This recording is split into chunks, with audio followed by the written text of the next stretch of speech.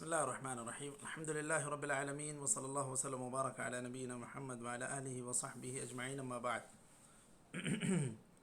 منار السبيل في شرح الدليل للشیخ ابراہیم بن محمد بن سالم بن ضویان. اس کتاب کو ہم لوگ پڑھ رہے ہیں کتاب الطہارہ میں. آج یہ ہمارا 5واں حلقہ ہے. ہم نے گزشتہ حلقوں میں کتاب الطہارہ میں اقسام المیاہ، اس ضمن میں ماء طہور کی چوتھی قسم اس کو شروع کر لیا تھا. ایسا پانی جو مکروہ نہیں ہے، اس میں سمندر کا پانی، اسی طرح کنوؤں کا، چشموں کا، ندیوں کا پانی، یہ سارے پانی ہیں. ان کا استعمال درست ہے، یہ ماء طہور ہے. یہاں تک بات مکمل ہو گئی تھی. اب یہیں سے انشاءاللہ آگے مسلسل جاری رکھیں گے. چلیں شیخ پڑھ لیں گے. بسم اللہ الرحمن الرحیم. والحمام سے پڑھنا ہے نا؟ ٹھیک ہے. اصل میں کیا ہے، عطف کرنے کے لیے یہاں تو کوئی شروع سے پڑھو. قرینہ نہیں ہے. اگر پڑھنا چاہیں تو وہاں سے پڑھ لیں، لیکن ہم لوگ شرح یہاں سے کر لیتے ہیں. وماء لا يكره استعماله كماء البحر. وماء لا يكره استعماله كماء البحر لما تقدم، والآبار والعيون والأنهار لحديث أبي سعيد قال قيل يا رسول الله أنا أتوضأ من بئر بضاعة وهي بئر يلقى فيها الحيض ولحوم الكلاب والنتن، فقال صلى الله عليه وسلم الماء طهور لا ينجسه شيء. رواه أحمد وأبو داود والترمذي. وحديث أرأيتم لو أن نهرا بباب أحدكم يغتسل منه كل يوم 5 مرات هل يبقى من درنه شيء؟ والحمام لأن الصحابة دخلوا الحمام ورخصوا فيه، ومن نقل عنه الكراهة علل بخوف مشاهدة العورة أو قصد التنعم به. ذكره في المبدع وروى الدارقطني بإسناد صحيح عن عمر أنه كان يسخن له ماء في خمقم فيغتسل به. وروى ابن أبي شيبة عن ابن عمر أنه كان يغتسل بالحميم. ولا يكره المسخن بالشمس. وقال الشافعي تكره الطهارة بما قصد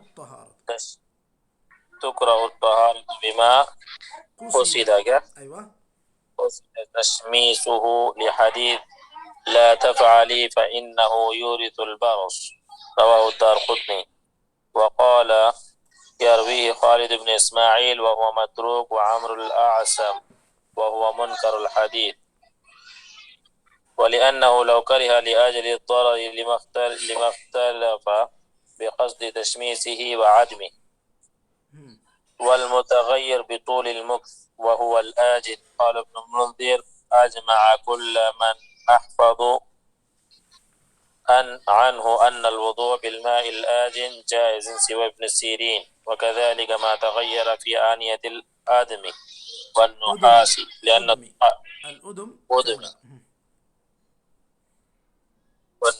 لأن الصحابة كانوا يسافرون وغالب أسقيتهم الأدم، وهي تغير أوصاف الماء عادة، ولم يكونوا يتيممون معها. قاله في الشرح. أو بالريح من نحو ميتة. قال في الشرح لا نعلم في ذلك خلافا. أو بما يشق صون الماء عنه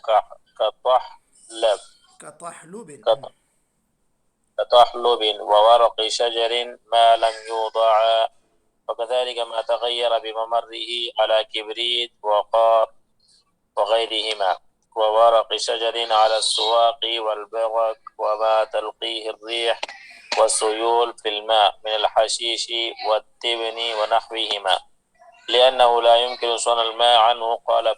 قاله في الكافي. چلیے پہلے یہاں تک مکمل کر لیتے ہیں، پھر اس کے بعد انشاءاللہ یہ دوسری قسم ماء طاہر کی ہے، اس کو پھر سے آپ انشاءاللہ ضرورت پڑے گی تو عبارت پڑھ لیں گے۔ چلے بسم اللہ الرحمن الرحیم، الحمدللہ رب العالمین، وصلی اللہ وسلم وبارک علی نبینا محمد وعلی آلہ وصحبہ اجمعین، اما بعد۔ جیسا کہ ابھی ابتدا میں ہم لوگوں نے ذکر کیا تھا کہ ماء طہور کی انہوں نے 4 قسمیں کی ہیں۔ پہلی قسم انہوں نے حرام بتلائی، وہ اس وجہ سے کہ آدمی کہیں سے غصب کر کے یا چوری کر کے لایا ہو تو ایسی صورت میں اس کا استعمال حرام ہے، حالانکہ وہ ماء طہور ہے۔ دوسری چیز یہ بتلائی کہ بعض پانی جس کو ایک عورت نے تنہائی میں استعمال کیا ہو طہارت کے لیے، مکمل طہارت کے لیے، تو پھر اس کے ذریعے سے مرد آدمی کی طہارت نہیں ہوگی۔ یہ دوسری قسم بتلائی ماء طہور کی۔ تیسری قسم ایک ایسا پانی جس کا استعمال مکروہ ہے، اس میں قبروں کے درمیان کوئی کنواں ہے تو وہاں کا پانی، یا سخت ٹھنڈا یا گرم پانی، یا کسی نجس چیز سے گرم کیا گیا پانی، یا چوری کی لکڑیوں سے گرم کیا گیا پانی، یا طہارت کی تجدید کے لیے استعمال کیا گیا پانی، یہ ساری چیزوں کو انہوں نے مکروہ ذکر کیا تھا۔ اسی طرح پانیوں میں اگر نمک زیادہ گھل جائے، یا پھر ایسی خوشبودار پودوں کے درمیان کہیں جڑی بوٹی کے پودوں کے درمیان بھی کہیں پانی رکا ہو، اس کا اثر اس کے اندر محسوس ہو رہا ہو، اس کی خوشبو اس کے اندر محسوس ہو رہی ہو، تو پھر ایسے پانی کو بھی انہوں نے مکروہ کہا تھا۔ اب یہاں چوتھی قسم وہ ذکر کر رہے ہیں، ایسا پانی جو جس کا استعمال مکروہ نہیں ہے، مطلب یہ کہ یہ طبیعی پانی ہے، ایسا پانی جو طاہر بھی ہے مطہر بھی ہے، ماء طہور کی وہ قسم جو مکروہ نہیں ہے۔ اس میں سب سے پہلے سمندر کا پانی ذکر کیا گیا، کیونکہ اس کے لیے حدیث سے واضح دلیل ہے کہ آپ صلی اللہ علیہ وسلم نے اس کو طہور بتلایا ہے۔ اور اسی طرح آبار کا، عیون کا، انہار کا پانی حدیث سے دلیل لیتے ہوئے انہوں نے یہ بات ذکر کی ہے شارح نے، الماء طہور لا ينجسه شیء۔ جیسے بئر بضاعہ سے متعلق یہ بات آئی کہ اس کے اندر گندگیاں پڑ جاتی ہیں، بہت ساری چیزیں جس کو۔ ایک سوال ہے سر، جی اب یہ جو بئر بضاعہ کے لیے اللہ کے نبی نے جو کہا الماء طہور والحل ولا ينجسه شيء، تو اس میں پانی کی مقدار کا بھی نہیں بتائی کہ شیخ مجھے یاد آ رہا کہ 2 قلتین میں اگر نجس گر گیا تو پانی نجس نہیں ہوتا، 2 قلتین سے زیادہ ہو تو یہاں ایسی کوئی بات نہیں ہے کہ شیخ بئر بضاعہ کی؟ بئر بضاعہ کی بات تو اب آئندہ مزید تفصیل سے آ رہی ہے، اور وہ جو قلتین کی بات ہے وہ بھی آ رہی ہے۔ تو یہاں صرف ان کا استدلال یہ ہے کہ پانی فی نفسی اپنے طور پر پاک ہے، اس کے اوپر کوئی چیز اثر نہیں کرے گی جب وہ زیادہ ہوگا۔ وہ یقینی طور پر آپ کی بات وہی ہے کہ ماء کثیر ہو تو اصل میں اس پر اس کا اثر نہیں ہوگا۔ یہ ماء کثیر ماء قلیل کی بحث تھوڑا سا بعد میں آ رہی ہے۔ پانی گرم کر لے گا جا۔ تو یہ ماء جزاک طہور ہے، کوئی اللہ بھی۔ خیر، بات جی اس کی تفصیل مزید آ رہی ہے، بئر بضاعہ سے متعلق مزید اس سے بہت سارے مسائل کا استنباط ہوگا۔ یہاں پر ان کا جو استدلال ہے وہ صرف اسی لیے کہ ایسے بئر کا پانی عمومی طور پر اس کا کیا حکم ہے، اس کا حکم یہی ہے کہ وہ ماء طہور ہے۔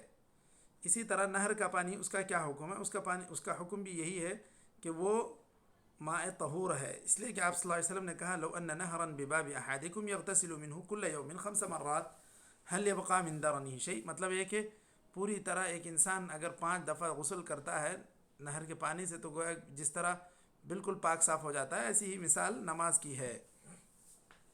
تو یہاں ایک مطلق استدلال ہے۔ پھر یہاں اس کے بعد آگے چل کر وہ ماء کثیر ماء قلیل اور اس کے اوصاف میں تبدیلی ہو تو کیا حکم ہوگا، تبدیلی نہ ہو تو کیا حکم ہوگا، اس کی تفصیل مزید آ رہی ہے۔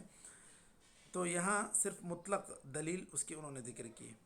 اچھا، اس کے بعد ایک پانی جو مکروہ نہیں سمجھا جائے گا وہ ہے ماء حمام۔ الحمام یہ ایسی جگہ ہوتی تھی جہاں پر لوگ اجتماعی طور پر نہایا کرتے تھے، اور خاص طور پر وہاں گرم پانی ہی کا استعمال ہوتا ہوگا، تبھی جا کر اس کو یہ حمام کہتے ہیں۔ تو صحابہ کرام نے ایسے پانی کو ناپسندیدہ نہیں سمجھا یا اس کو مکروہ نہیں سمجھا۔ اس کے اندر صحابہ کرام جانے سے گریز کیا، صحابہ کرام نے جانے سے گریز کیا، احتیاط برتا. اس کی وجہ یہ تھی کہ جب اجتماعی طور پر لوگ نہانے کے لیے ایک جگہ میں اندر جا رہے ہیں تو ہو سکتا ہے کہ بے پردگی ہو جائے، اس لیے صحابہ کرام اس سے اس سے بچ رہے تھے. وہ یہاں پر اس کی وضاحت انہوں نے کی ہے. علل بخوف مشاہدۃ العورہ او قصد التنعم بھی، یا ہے کہ بہت زیادہ تنعم پسندی، آرام پسندی صحابہ اس چیز سے عموماً بچا کرتے تھے. ولا یکرہ اچھا، ساتھ ہی ساتھ یہاں پر یہ بات ذکر کی گئی کہ حضرت عمر رضی اللہ عنہ ایک سخت گرم پانی استعمال کیا کرتے تھے. کان یسخن له ماء فی قمقم فیغتسل به، کہ گرم کیا جاتا تھا پانی. تو اس طرح گرم پانی یہ مکروہ نہیں ہے. یہ جو پانی گرم کر کے نہایا جائے، چاہے ہیٹر سے چاہے آگ پر، تو وہ پانی مکروہ نہیں ہے. اس میں کسی قسم کی طہوریت اس سے متاثر نہیں ہوتی ہے. اسی طرح حضرت ابن عمر کا بھی عمل منقول ہے کہ وہ بالکل سخت گرم پانی سے وہ نہایا کرتے تھے. یغتسل بالحمیم، یہ حمیم یہاں پر جو ہے سخت گرم پانی کے معنی میں استعمال ہوا ہے. تو یہ حضرت ابن عمر رضی اللہ عنہ کا عمل ہے. اب اس کے بعد یہاں پر وہ پانی جو مکروہ نہیں ہے ان کا ذکر یہاں پر آ رہا ہے کہ انہی میں سے وہ پانی جو سورج کی تپش سے، سورج کی گرمی سے گرم ہو گیا، تو یہ بھی مکروہ نہیں ہے. لیکن امام شافعی رحمۃ اللہ علیہ کا قول یہ ہے تکرہ الطہارۃ بما قصد تشمیسہ، ایسا پانی جو جان بوجھ کر دھوپ میں گرم کیا جاتا ہے تو اس کو انہوں نے مکروہ سمجھا. اور اس کے لیے دلیل کیا دی ہے کہ ایک حدیث جس کو شیخ البانی نے ضعیف بلکہ موضوع کہا ہے، کیا ہے؟ لا تفعلی فإنه یورث البرص، کہ سورج کی گرمی میں گرم پانی کو گرم کر کے نہ نہاؤ، کیونکہ اس سے برص کے آنے کا اندیشہ ہے، برص کے مرض لاحق ہونے کا اندیشہ ہے. یہ حدیث موضوع ہے، اور طبی اعتبار سے تو ایسے برص کے لیے ایسی کوئی تاکید نہیں ہوئی ہے کہ سورج کی گرمی سے گرم ہوا پانی استعمال کرنے والوں کو برص ہوتا ہے. ایسی بات تو طبی اعتبار سے ثابت نہیں ہے. لیکن اتنا ہے کہ ایسا سورج سے گرم شدہ پانی بعض لوگوں کی جلد کے لیے موافق نہیں ہوتا ہے، بعض لوگوں کے لیے پھنسیاں ہو جاتی ہیں.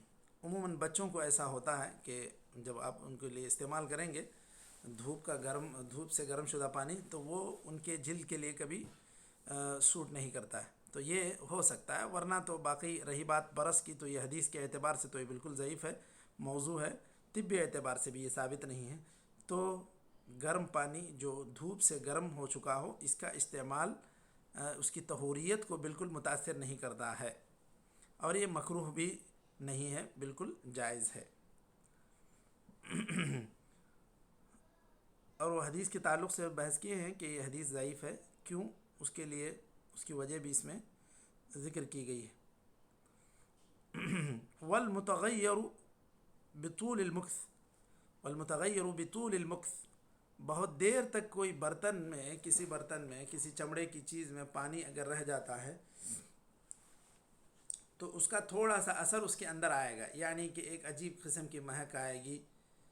جیسے اگر چمڑے کے بیگ میں، چمڑے کے تھیلے میں جو پانی اٹھایا جاتا تھا، مشکیزہ جسے کہتے ہیں پرانے زمانے میں، تو اگر اس میں رکھا جاتا تھا تو پانی میں بھی ایک طرح کا بدلاؤ محسوس ہوتا تھا، کہ ایک طرح کی تبدیلی اس کے اندر دیکھنے میں آتی تھی.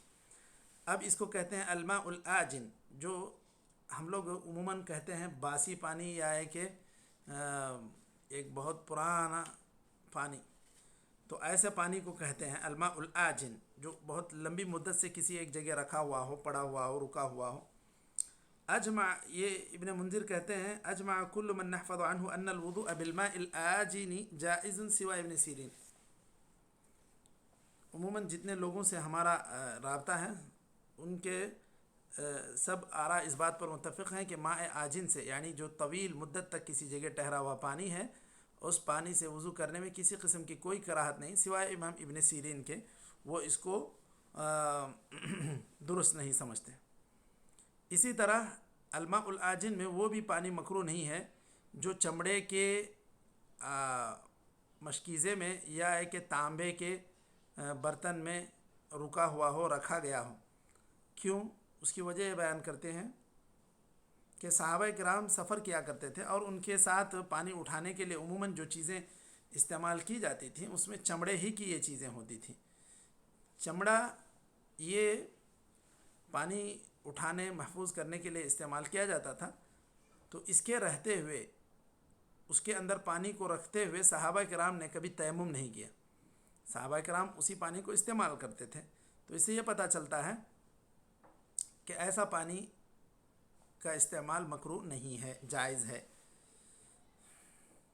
تو یہاں کہہ رہا ہوں وہی تغیر اوصاف الماء عادتاً، عموماً جو ہے ایسے پانی میں جو چمڑے کا جو مشکیزہ ہوتا ہے اس میں پانی کے رکھنے سے تھوڑی سی تبدیلی محسوس ہوتی ہے۔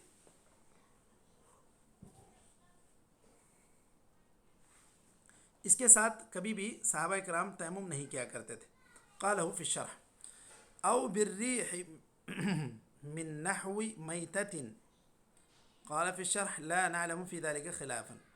ہوائیں چلی، ہوا کے چلنے سے کچھ غبار کا اثر پانی میں دکھائی دینے لگا، یا اور بھی ایک طرح کی قسم کی کوئی ایک وقتی طور پر کوئی بات ایسی محسوس کی جانے لگی پانی میں کہ جو ہوا سے منتقل ہوئی ہے، تو اس کا کوئی اثر پانی پر نہیں ہوگا۔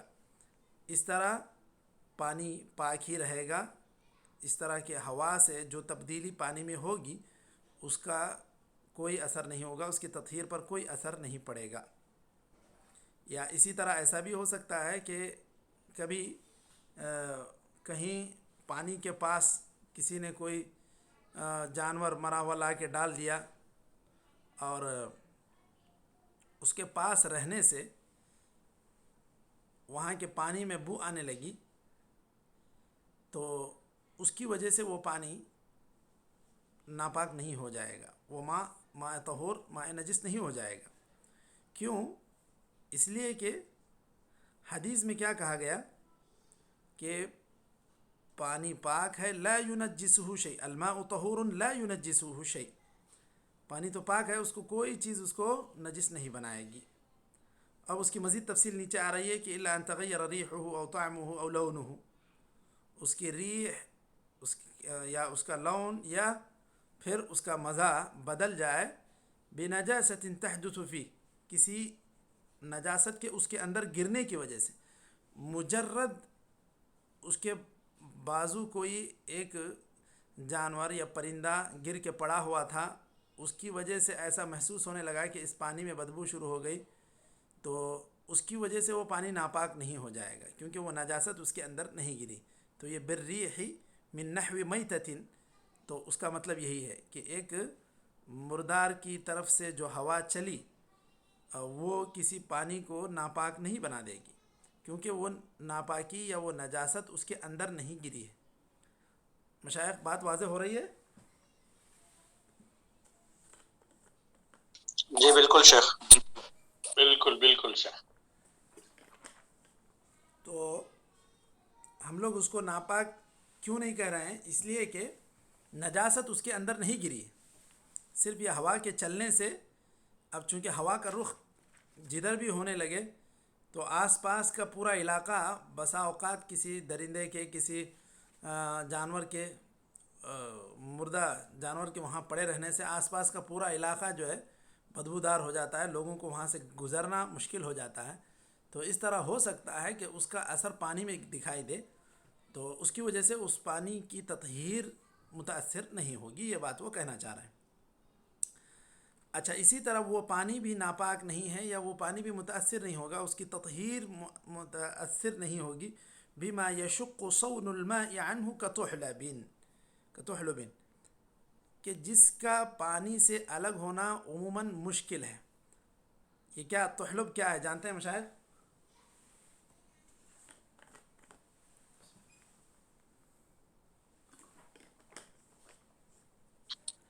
جی کیا तहलुब जो यहाँ पर कह रहे हैं तहलुब वो माफी मारो उसको कहते हैं पाची। पाची कहते हैं वो जो बिल्कुल जी जी जी हमारे यहाँ मसाजिद में जो जिन इलाक़ों में हाउस बने रहते हैं बड़े बड़े, उसमें तो बहुत बहुत गहरी पाची जमी रहती है, हरे हरी जो पाची जमती है ना, तो उसी को कहते हैं तहलुब। तो इस तरह जब हाउस में आप देखेंगे बड़े बड़े हाउसों में या इसी तरह के मान लें छोटा सा जो है कोई बड़ा मटका सा भी हो, तो उसके अंदर भी बहुत दिनों तक अगर आप उसको नहीं धोएंगे सही ढंग से तो अंदर थोड़ा सा हरा हरा रंग पकड़ लेता है। काई काई काई बोलते हैं ना उसको। हाँ, काई कहते हैं कुछ लोग। जी जी, हमारे यहाँ उसको जो है ना पाची कहते हैं। पाची कहें, काई कहें, तो वो तहलुब है। तो ये पानी इसकी वजह से मुतासिर नहीं होगा, ये पानी तहूर बाकी रहेगा। तो अगर आप देखते हैं कि किसी हाउस में ये काई जमी हुई है, पाची जमी हुई है, और उसकी वजह से देखने में तो पानी उसका हरा नज़र आएगा, लेकिन ये कोई ऐसी नजिस चीज़ नहीं है जिसकी वजह से ये कहें कि ये पानी नजिस हो गया, ये पानी नजिस हो गया। ये पानी पाक रहेगा और उमूमन पानी इससे महफूज नहीं रहता है, ये अपने तौर पे इस पानी के अंदर पैदा होने वाली चीज़ है। अच्छा, ववरक़ शजरिन मा लम युदा, इसी तरह दरख्तों के पत्ते हैं। अब जहाँ कुआं हो, कुएं के ऊपर कोई दरख्त हो, तो उसके अंदर सुबह से शाम तक दसियों पत्ते उसमें गिरते हैं। कभी हो भी सकता है कि उस पत्ते का मसलन जो है उन पत्तों का असर उस पानी में दिखाई देने लगे, तो उन पत्तों के गिरने से वो पानी अपनी तहूरियत नहीं खोएगा। पानी नीचे ठहरा हुआ हो, पानी एक जगह कहीं भी बारिश का भी पानी जमा हुआ है, ऊपर दरख्त है, उसके ऊपर पानी बार बार पत्ते गिरते हैं, तो उसकी वजह से उसके रंग में कुछ फ़र्क आ जाता है, तो भी उसकी तहूरियत मुतासिर नहीं होगी, उसकी तत्हीर की सिफत मुतासिर नहीं होगी। क्यों मुतासिर नहीं होगी मशाइख? पत्ते गिर रहे हैं, उसका रंग या उसका मज़ा भी बदल रहा है, फिर भी वो पानी अपनी तहूरियत नहीं खो रहा है या तत्हीर की सिफत नहीं खो रहा है। क्यों? الماء طهور لا ينجسه شيء। अयवा, अलमाउ तहूरुन ला युनज्जिसुहु शै, पानी अपने तौर पे पाक है, उसको कोई चीज़ मुतासिर नहीं करेगी। समझ रहे हैं?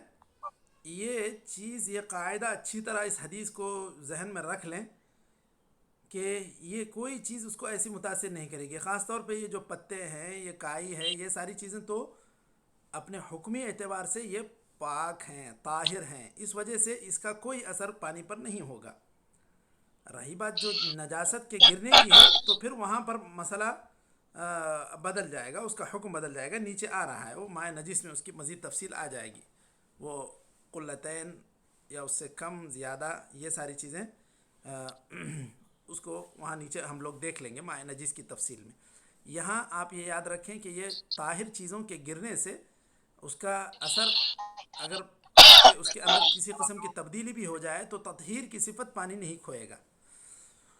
अच्छा देखिए, वकदालिक मा तगय्यर बिमा मर्रिही अला किबरीतिन वक़ारिन वग़ैरिहिमा ववरक़ शजरिन अला सवाक़ि वलबिरक, इसी तरह पानी में अगर किसी किस्म की तब्दीली हो जाती है, किसी एक बारूद के बू की वजह से या डामर की वजह से, कार कहते हैं असल में, यहाँ पे अरबी लोग उसको गार गार कहते हैं। गार असल में वो काफ है, और चूँकि काफ को गाफ बाज़ लोग इस्तेमाल करते हैं तो इसलिए वो गार गार कहते हैं। तो वो शार मलगार कहते हैं, तो वो डामर के रोड को कहते हैं।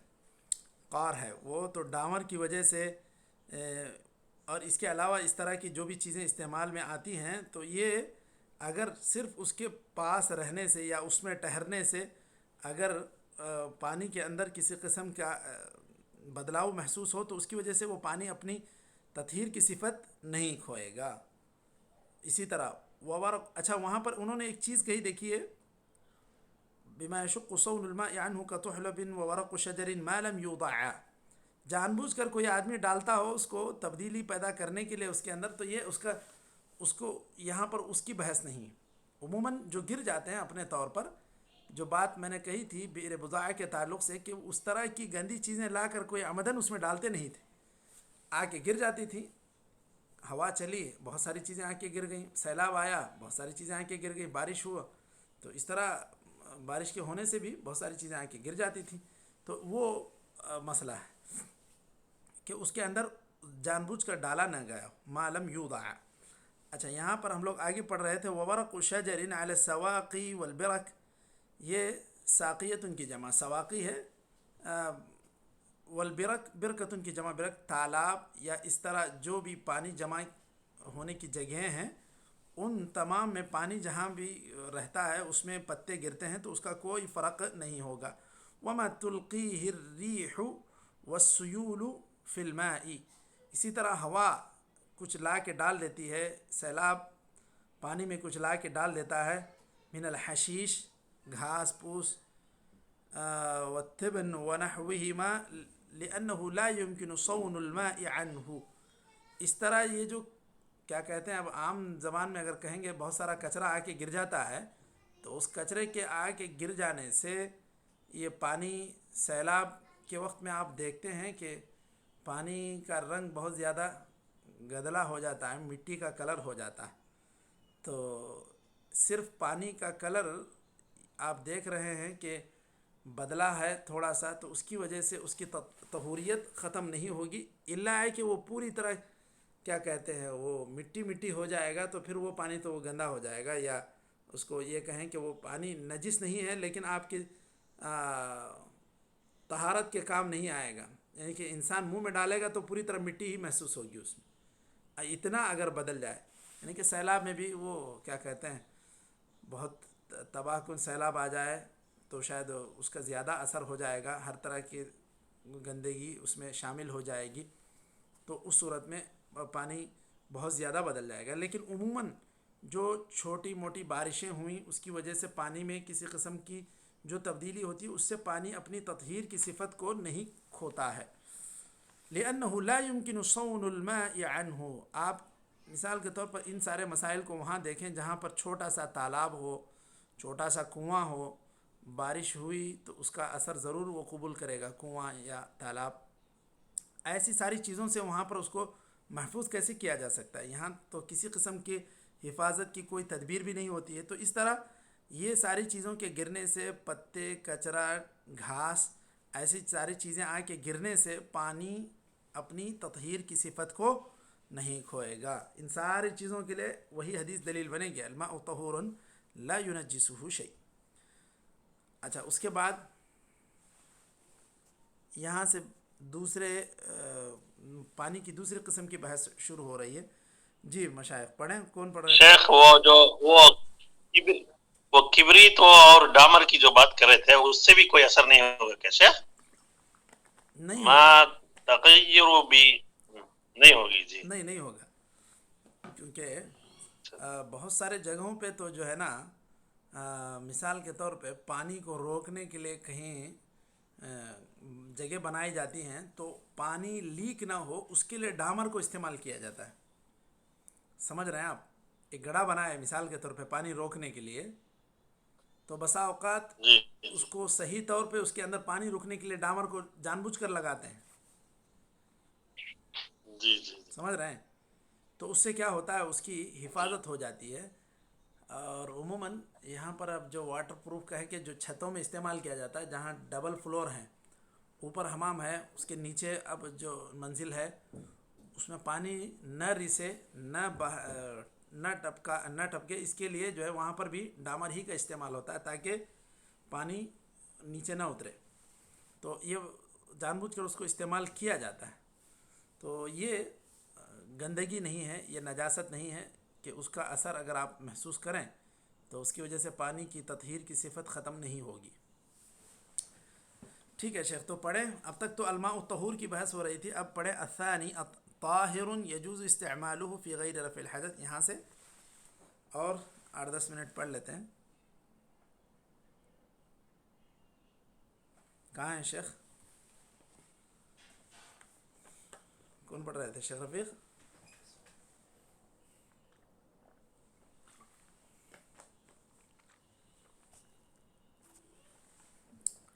کہاں ہے؟ اور کوئی دیکھ رہے ہیں کتاب تو پڑھنا ہے تو پڑھ سکتے ہیں اس کو اور تھوڑی دیر. جی مشائخ کیا ہے، روک دینا ہے یہاں تک؟ کیا شیخ پڑھو، میں اگر غلطیاں بہت آئے تو. مسئلہ نہیں، مسئلہ نہیں. جی چلیے. نحمده ونصلي على رسول الكريم. الثاني طاهر يجوز استعماله في غير رفع الحدث والزوال الخبث، خبث. وهو ما تغير وهو ما تغير كثير من لونه أو تغير. طعمه أو ريحه. بشيء طاهر غير اسمه حتى صار صبغا أو خلا أو طبخ فيه فصار مرقا فيسيل فيسلبه فيسلبه طهورية. قال طهورية جی. في الكافي. قال في الكافي بغير خلاف لأنه أزال عنه اسم الماء فأشبهه الخل. فأشبه الخل. فإن زال تغيره بنفسه فأشبه الخل. جی. فإن زال تغيره بنفسه عاد إلى طهوريته. ومن الطاهر ما كان قليلا واستعمال في رفع حدث لأن النبي صلى الله واستعمل في رفع حدث لأن النبي صلى الله عليه وسلم صب على جابر من وضوء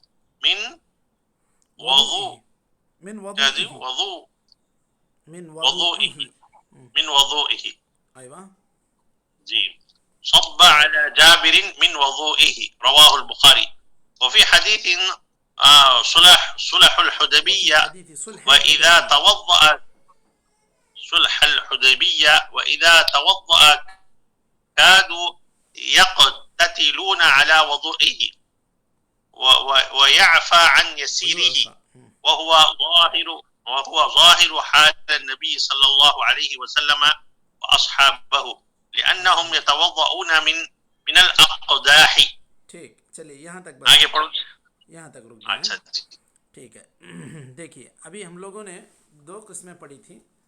ایک تو پڑھا تھا الماء الطہور، اس کے بعد دوسری قسم الماء الطاہر، تیسری قسم الماء النجس. میں نے ذکر کیا تھا کہ جمہور کے پاس، احناف، شوافع اور حنابلہ کے پاس پانی کی تین قسمیں ہیں. الماء الطہور وہ پانی، الماء الطہور طاہر فی نفسہ مطہر لغیرہ، اور پانی کی دوسری وہ قسم طاہر، الماء الطاہر طاہر فی نفسہ غیر مطہر لغیرہ. الماء النجس نجس فی نفسہ غیر مطہر لغیرہ. جمہور کے پاس یہی تین قسمیں ہیں، لیکن امام مالک کے پاس دو قسمیں ہی ہیں، الماء الطہور، الماء النجس. وہ کہتے ہیں یا تو پانی اگر ہے تو پھر وہ ماء طہور ہے، پاکیزگی کی صلاحیت رکھتا ہے، پاکیزہ کرنے کی صلاحیت رکھتا ہے، اور اگر ایسی بات نہیں ہے تو پھر تو وہ ماء نجس ہے. یہ مالکیہ کے پاس ہے. شیخ الاسلام ابن تیمیہ وغیرہ نے بھی اسی کو اختیار کیا ہے. امام شیخ صالح العثیمین کا بھی وہی موقف ہے کہ پانی کی دو ہی قسمیں صحیح ہے. اچھا، اب جو جمہور کا مسلک ہے اس اعتبار سے یہاں پر ہم لوگوں نے ایک قسم پڑھ لی الماء الطہور، دوسرا ہے الماء الطاہر. یہ ماء طاہر کیا ہے؟ یجوز استعمالہ فی غیر رفع الحدث و زوال الخبث. اب الماء الطاہر یہ کسے کہتے ہیں؟ الماء الطاہر ایک ایسا پانی جو کسی پاکیزہ چیز کے گرنے سے بھی وہ اپنا وصف کھو دیا. مثال کے طور پر دیکھیے نیچے وہاں پر مزید اس کی تفصیل جب آ رہی ہے شرح کر رہے ہیں.